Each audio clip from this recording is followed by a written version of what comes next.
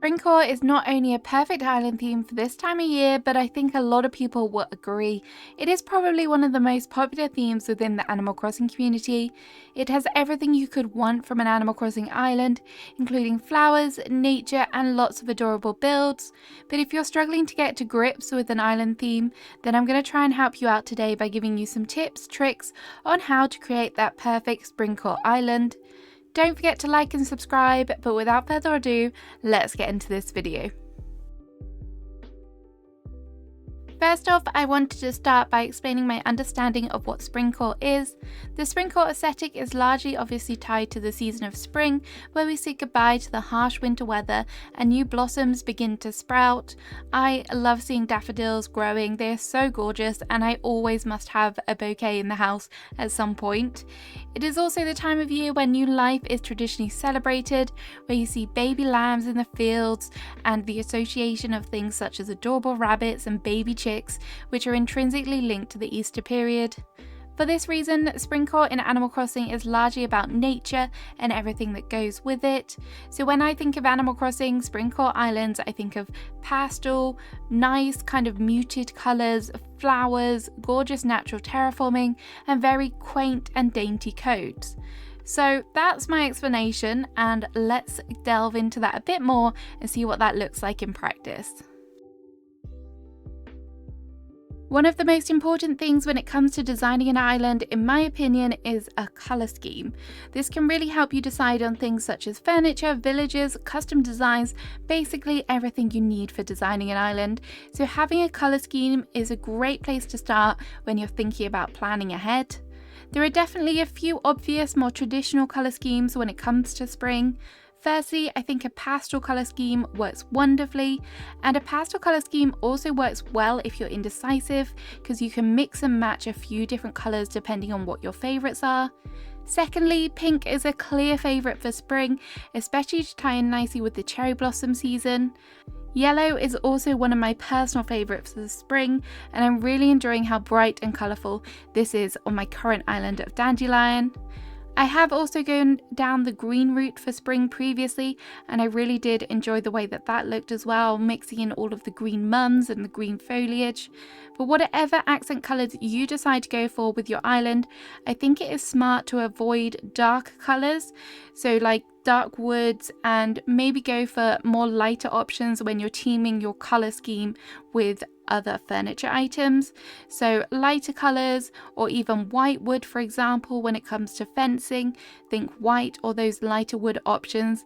And when using the log furniture, I definitely prefer the bleached kind of looking wood or the birch for spring islands. Something that kind of goes hand in hand with your colour scheme is definitely your flower choices, because this is something that can also help represent that colour scheme running throughout your island. The first kind of colour palette I have is obviously white and pink. Some of these flowers aren't my favourite, but when put together I think they do kind of work really nicely. So like lilies and roses I don't tend to use much, but they do work well.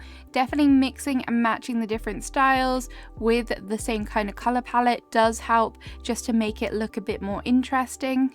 The next colour scheme is all about a little bit of mix match, perfect for pastel coloured islands. We've got some yellows, some pinks, and some whites. Of course, I've gone again with some of my favourite flowers, from the tulips, mums, the cosmos. And then if you are after a yellow Springcore island, I definitely recommend mixing them in with some whites, just to kind of tone down how powerful that colour can be sometimes. So it's nice to make it just a tad more muted, and I love the white flowers as well, so I will use them wherever I can. And the final flower suggestion is all about the whites and the greens. If you really love those muted colour tones, then this is definitely the perfect way to go. Just adding in like pops of green so it ties in really nicely with all the greenery on your island. It will look fabulous, trust me. But honestly, whatever colour scheme you go for with your flowers, I'm sure they'll be beautiful, and go crazy. Try experimenting, you never know, you will find something that honestly works a lot better than any of these.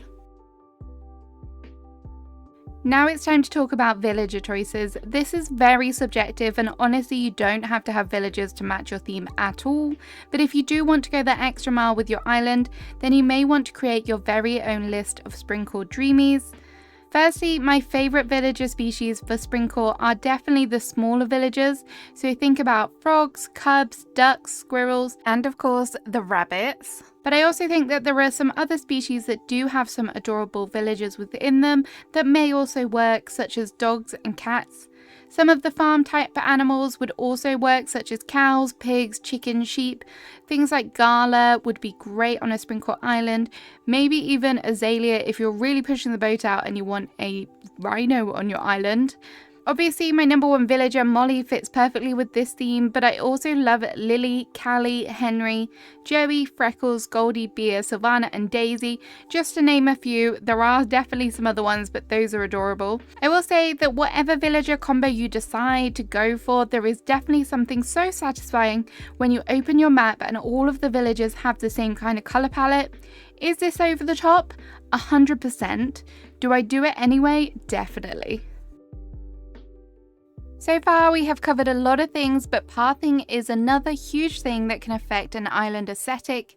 Again, I highly recommend using a lighter coloured path. There is a bit of an ongoing theme here, but especially if you're wanting to go for a dirt path as your main design, a lighter coloured dirt will definitely help make it feel more spring-like. There are some really nice ones out there, and some even have some little details on them that can tie in nicely to your theme. I will link my Pinterest below where I've saved a whole bunch of different codes and path designs for you to check out. Another option for custom design path would be a flower path.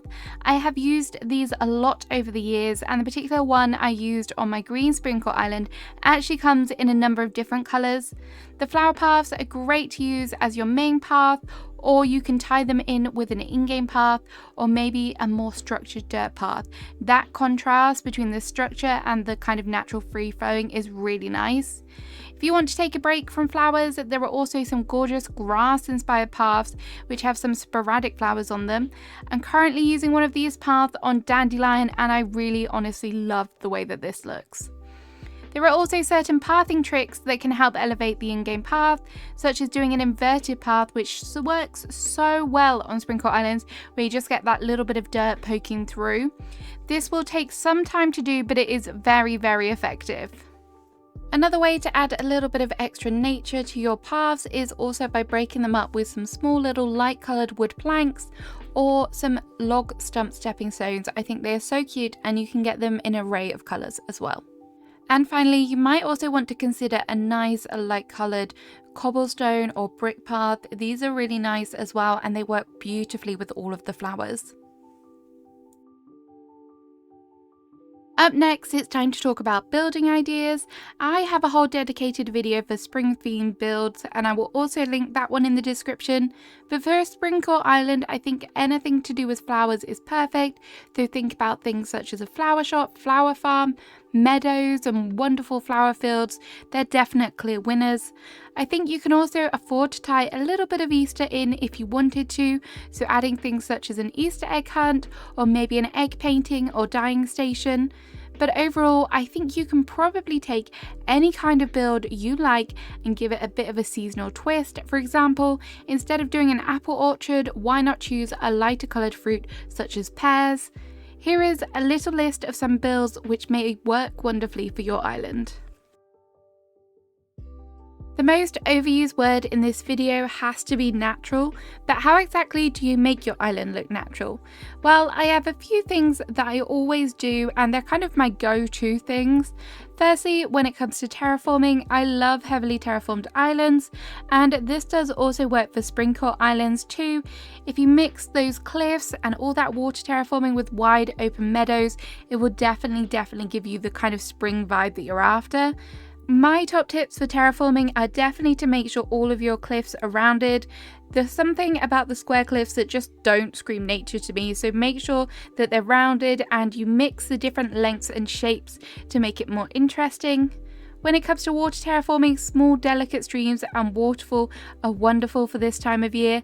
Play around with the different widths and how they fall from the different cliff levels, so you get water falling nicely, maybe even off to the side as well, or different widths, so it just looks a little bit different.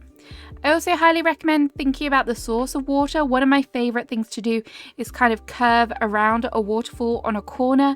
I just love the way it looks. It's so easy to do and it looks really effective. And of course, you can't forget those little ponds. They are a great addition for all of those ducks. They will be so very grateful for all of the little ponds that you have on your island. For walkways and transition areas, lots of foliage is an easy fix. When it comes to foliage, definitely think about mixing the different heights of the trees, the flowers and bushes. They all work great.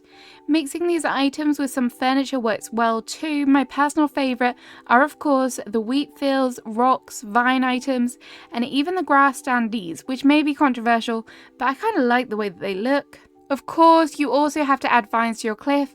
That is just a must. Wildlife is also a great addition, so don't sleep on those bunny decoration items, bug or butterfly models, and of course the decoy ducks. You can also find a lot of custom designs which will fit with the Easter period, things such as little bunny rabbits, ducks, geese. There is so many of them. Also, a puddle is definitely a good addition, so you can just pop that down and put a little duck on it or a little frog. That would be very cute. So spring officially starts in Animal Crossing when the snow has melted. This year, in 2024, it was February 25th. However, when you jump to that day, it will be kind of a muted grass colour, and the trees and the bushes are a little bit more of a saturated colour, which is not my favourite. My favourite time of year to set for Springcore and just more of a brighter green is nearer the end of March, preferably around like the sort of 25th, 20th to 25th mark is good, and the green there is much more vibrant but not too in your face, and honestly it is such a good time of year. There are also a few other events to consider when setting your dream address. Cherry blossom season runs from the 1st to the 10th of April this year, and for the first time it doesn't coincide with the Bunny Day event where there are eggs everywhere. Bunny Day started on the 24th of March and it does end on the 31st of April if you're wanting to avoid that whole time frame. Honestly, whenever you decide to set your dream address, it should be nice, green and vibrant, I think, for a Springcore island. So there we have it. That is my ultimate guide to Springcore. I hope this was helpful. If you want to see more videos like this for different themes, please let me know in the comments and let me know what themes you would like to hear about. Have a great rest of your day and I'll see you again soon. Bye bye.